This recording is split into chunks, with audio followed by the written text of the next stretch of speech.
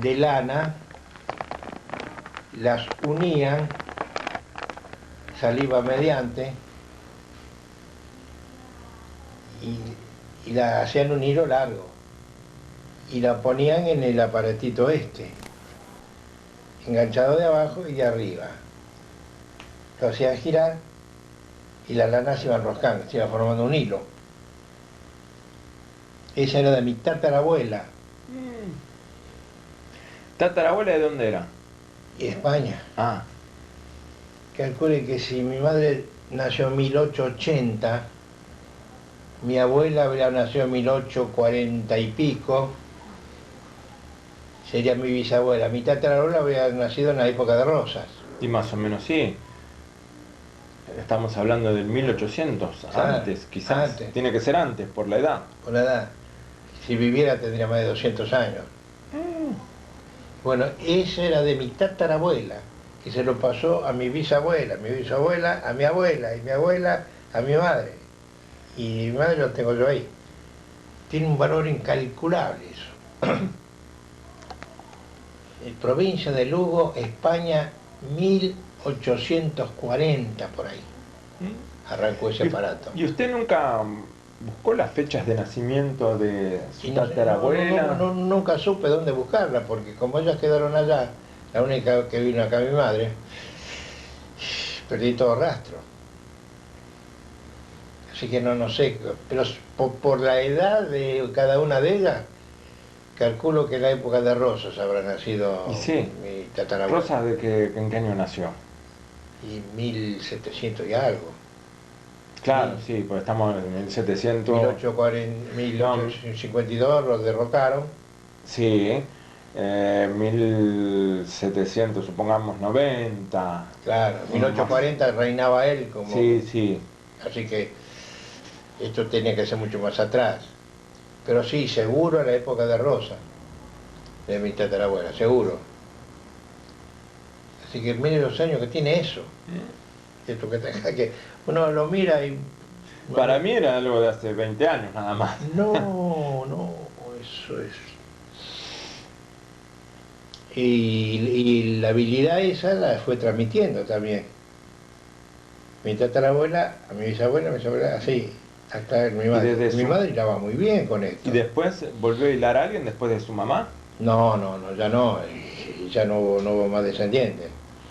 Y yo no voy a poner a hilar, Pero a lo mejor su esposa, qué sé yo. no, y era de Italia, así que Son opositores. eran opositores. Entonces, no, se llevaban bien, pero quedó ahí como un testigo mudo de las épocas que han pasado por él, por el artefacto ese. Nunca se apolilló, nunca una madera excelentísima. Como centro de mesa ahora lo usan con los adornos de Navidad. Sí. Tiene un valor incalculable eso es por los años que tiene. Sí, sí.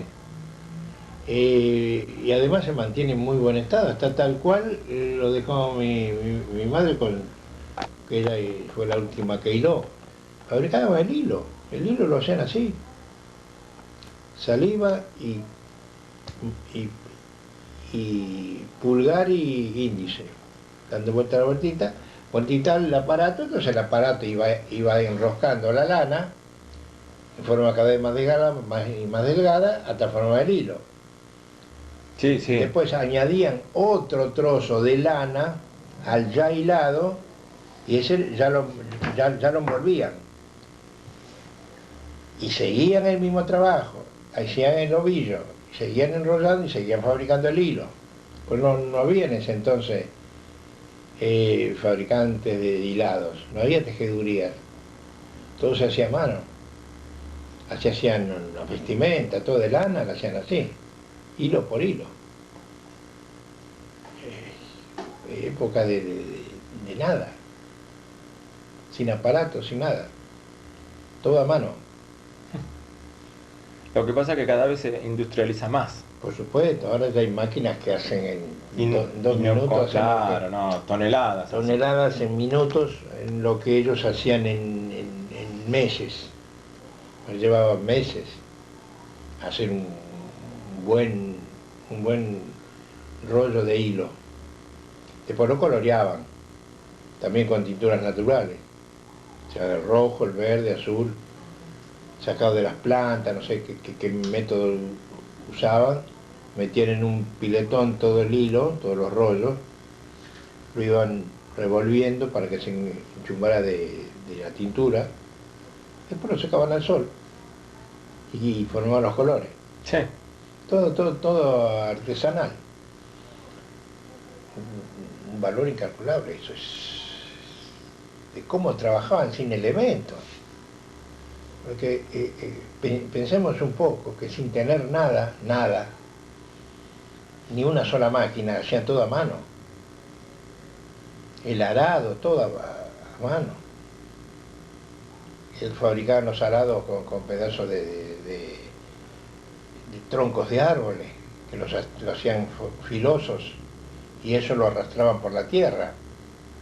Sí, con los caballos. Con los caballos, con bueyes también. Cuando ya el toro no servía más, se nos transformaban en buey, y ahí tiraba. Un animal noble, de mucha fuerza. ¡Qué tractores! Ni soñaban con tractores, para nada. La cosecha se hacía a mano. Contaba mi madre que mi abuelo iba a la cosecha de trigo y con la mano arrollaba así un montón de trigo, de ramas, y cortaba con una hoz. Y no un terreno. 3, 4, 5 hectáreas. Hechas a pulmón. Un trabajo que no lo haría, hoy no lo haríamos eso. Y después llevarlo al molino. Molino en el pueblo, en todos los pueblos había un molino, tirado por caballos. Estaban las ruedas grandes que molían el trigo y el caballo, con los ojos tapados, trabajaba en círculo, horas y horas caminando en círculo, mientras también caminaban en círculo las grandes ruedas que aplastaban el trigo. Y era el único en cada pueblo, había un solo molino. Y había que llevaba el trigo, le dejaba una parte al molinero, al dueño del aparato ese central, y se llevaba todo lo demás, pero todos tenían que dejar una parte. Y esa persona, sin trabajar, al fin del mes, se encontraba con un montón de bolsas de trigo que le daba a cada habitante del pueblo que pedía la molienda, y vivía de eso. Pues todo se hacía a mano. ¿Acá había molino? En Villa del Parque. No conocí, en Villa del Parque no conocí ninguno. ¿Y lo más cercano que haya conocido? No, Villa del Parque no. Villa Devoto, Tampoco, La Paternal, San Peña. Lo único que conocí, una cosa de antaño, antiquísima, es la Noria, proveedora de agua. ¿Dónde estaba? Y estaba lo que es ahora la Plaza Sotomayor, pasaje Martín Pescador, entre Lascano y Arregui. Esa placita cuadrangular. Justamente casi. ahí estaba la Noria. Había una elevación del terreno, que los hornos no habían volteado precisamente porque estaba la Noria. Habían arrasado con todo Villa del Parque, lo habían dejado 3 metros más abajo, todo Villa del Parque. Y eso lo dejaron. Parecía que estaba en un pedestal. ¿El tanque? El tanque, la noria que proveía de agua, el caballo que daba vueltas también con los ojos tapados. Continuamente agua, producía un agua excelente. ¿Hasta qué año habrá estado eso funcionando? Funcionó hasta el año 1929. En el 30 se fueron los 5 hornos que había. Estebarena, Gianetti, que estaban donde está el hogar obrero, Pietra, José Pietra, cada uno tenía una hectárea, es una manzana. Desde el actual pasaje Martín Tobas hasta Jonte. Lavallol, pasaje Tobas, Fondos de Concordia, esta, y Jonte. Ahí estaban los hornos. Y después continuaba Lascano, San Nicolás, Jonte, hacia un martillo. Ese era de Pietra, de José Pietra. Después ahí se instaló el hogar obrero. Sí, sí.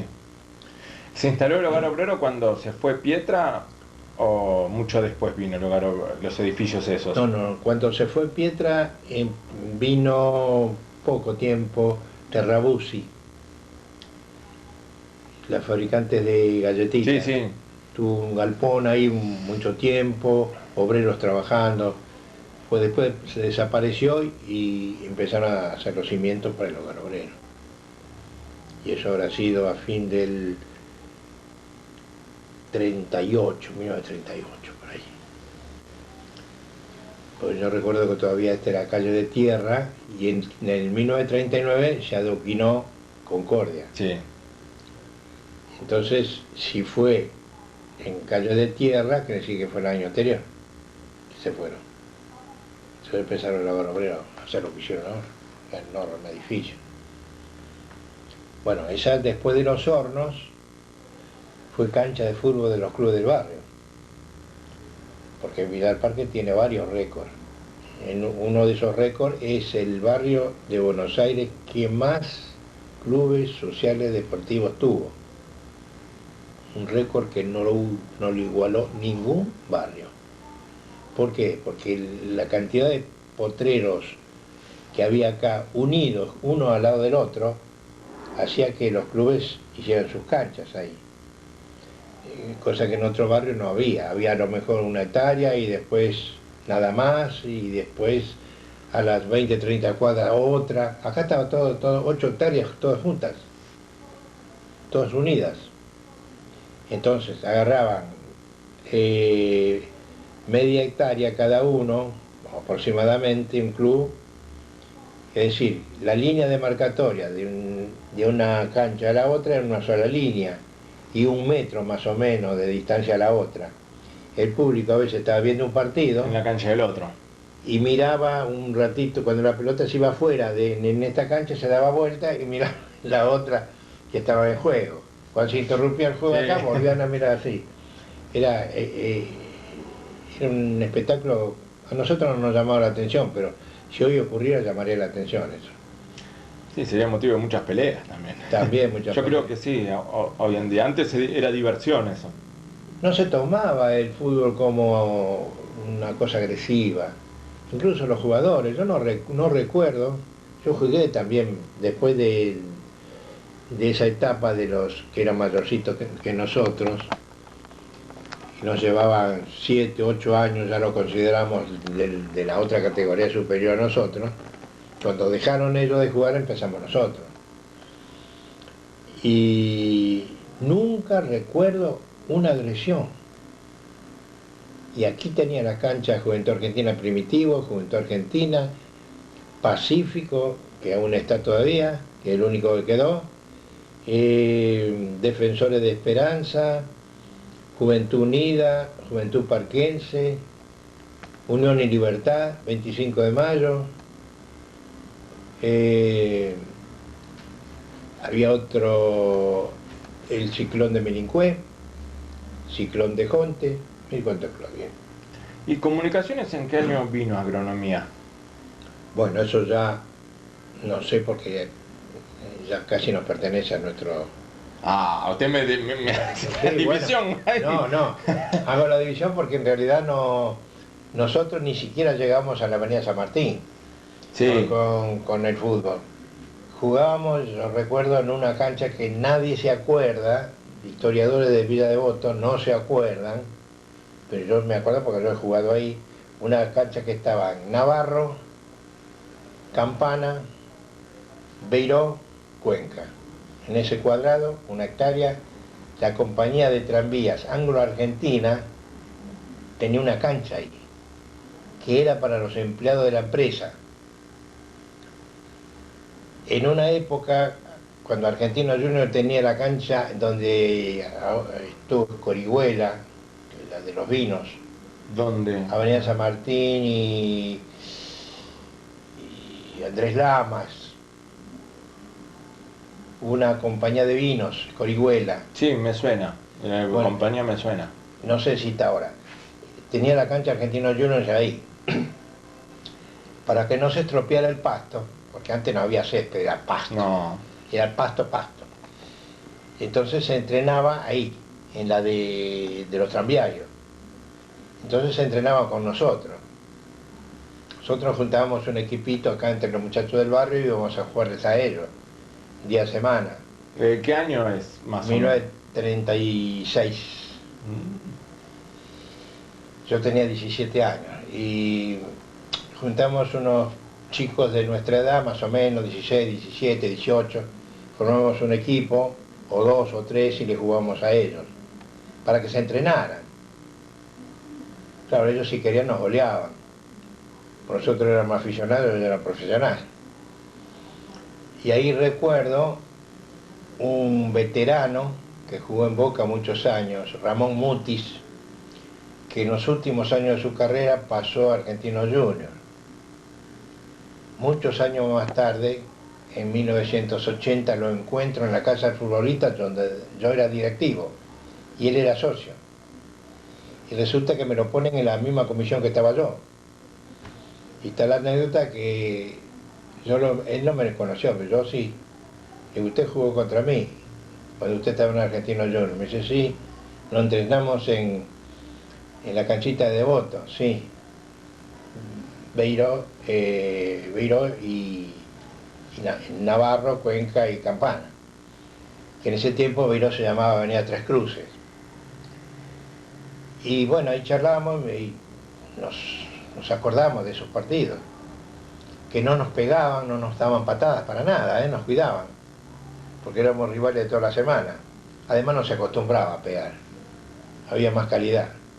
Ahora un jugador no puede con un adversario y le pega mansalva de donde viene. Sí, sí. Bueno, en aquella época se respetaba, al habilidoso se le respetaba. Se le jugaba un poco más fuerte, pero nunca para lastimarlo. No hubo grandes lastimados en el fútbol de aquella época. No hubo grandes lastimados, porque se respetaba. Había juego fuerte, pero de frente, leal, no artero de atrás, como hacen ahora. Sí, sí. Otra cosa que veo ahora y... Estación.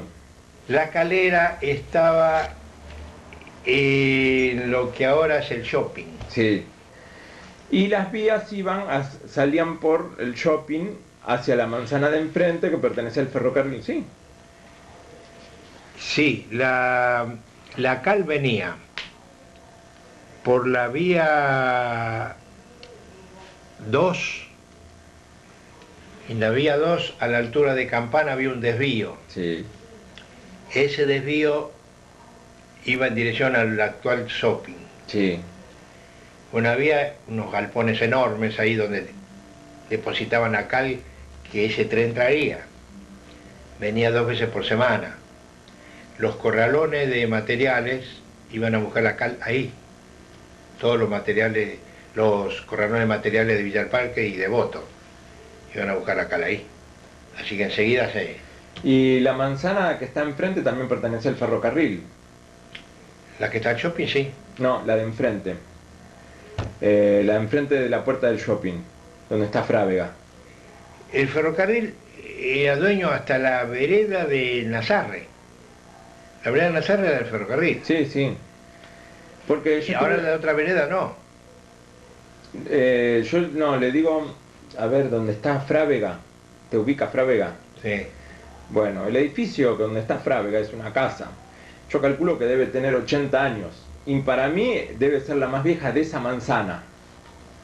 O sea que calculo que debe ser, esa casa habrá visto la Calera. Sí, por supuesto. Calera. Porque es fácil de darse cuenta. Después hay un edificio en la esquina que es un edificio, no sé, de 30 años más o menos, en Sí. Ricardo Gutiérrez, pero o sea, viendo los edificios me doy cuenta que ese es el más viejo. Sí, sí. Bueno, estos son los CD de fotos. Uno es Buenos Aires antiguo. Buenos Aires. Y usted dijo que le habían ofrecido escribirla. Y me había contado de que le habían pasado ciertas cosas. Sí. Entonces. Bueno, eso no lo pusieron. Yo lo di todo eso, ese material. Sí. Resulta que en el capítulo 26, mejor dicho, en el 27, empieza el relato de lo que me pasó acá. Y eso no está. Entonces, ¿qué es lo que le pasó acá? ¿Traigo la copia o lo relato? Relátelo. Bueno, las cosas raras arrancan desde el momento... ¿Hay imagen? Sí, sí, sí. Perfecto. Aparece el día que Pedro de Simone, propietario de su revista, me encarga el trabajo. Me dijo que si yo me animaba a escribir la historia del castillo, porque por haber estado mi tío y mi padre en la fiesta, que yo conocía la historia por el relato de ellos, pero que si había alguna dificultad, parábamos. Y la dificultad apareció. No grave como mis antecesores la sufrieron, pues no sé si lo conté alguna vez. Sí. Bueno, no pudieron hacerla, ninguno de los 5 periódicos barriales que hubo, ninguno puede escribirla, por la sencillísima razón de que los periodistas que encaraban el trabajo se descomponían, se enfermaban, tenían dolencias que desaparecían ni bien abandonaban el trabajo, cosas rarísimas. Bueno, empezó a cundir el pánico. Entonces ninguno quiso escribir más y se olvidó eso por años. Entonces, del 1911 al 2002 pasaron 91 años. Bueno, en ese entonces yo ya había conocido a este señor, a Pedro de Simone. Cuando él se enteró de esa historia, dice, bueno, yo le propongo escribirla y en mi revista, que a su vez se llama su revista. Bueno, empecé, creo que fue en octubre del 2002, y la misma tarde que yo empecé a hacer los borradores, pasó una cosa insólita, no grave, pero preocupante. Yo estaba en este lugar, 3 de la tarde más o menos, día calmo, verano, octubre,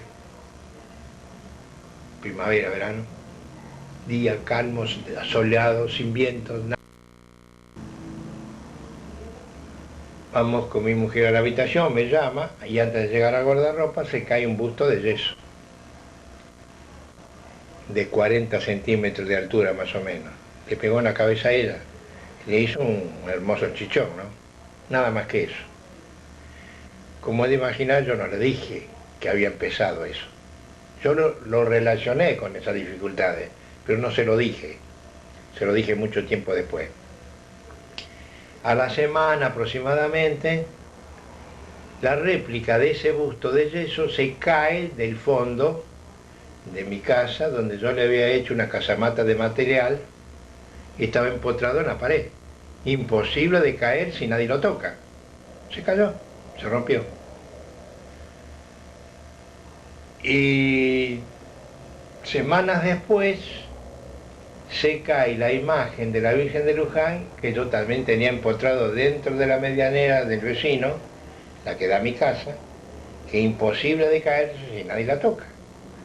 Se cayó también en un día calmo, se hizo pedazos, imagen del yeso.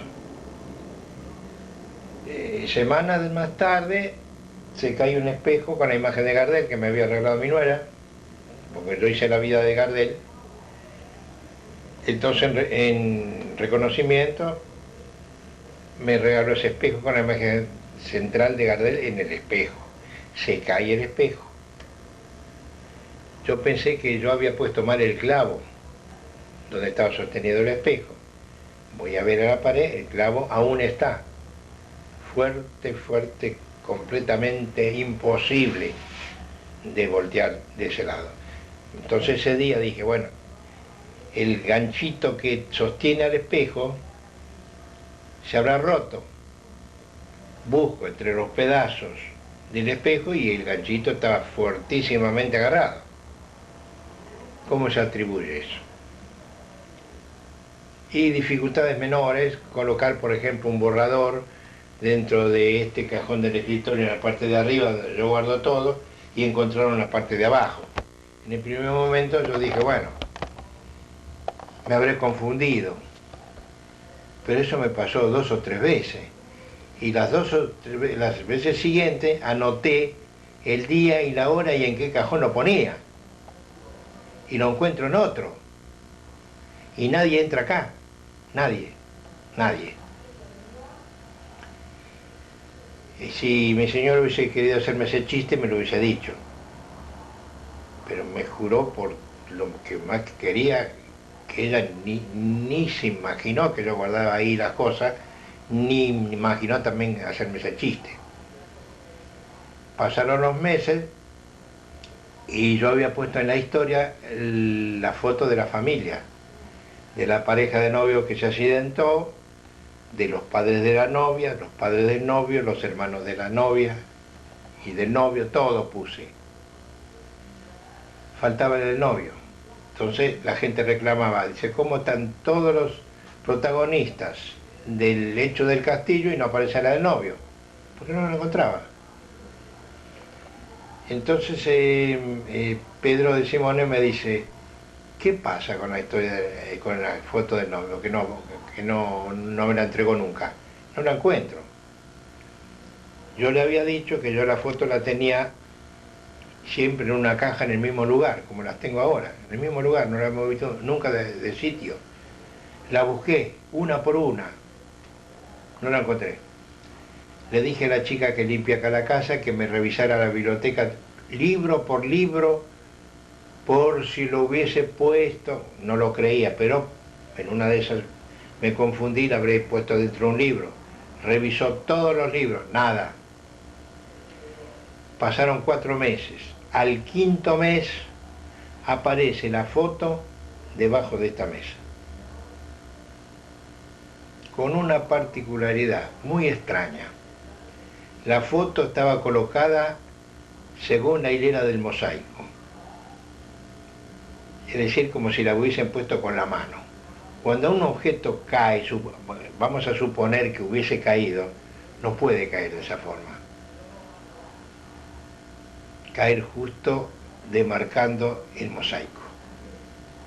Es rarísimo. Bueno, se publicó la foto. Entonces muchos amigos míos me aconsejaron ver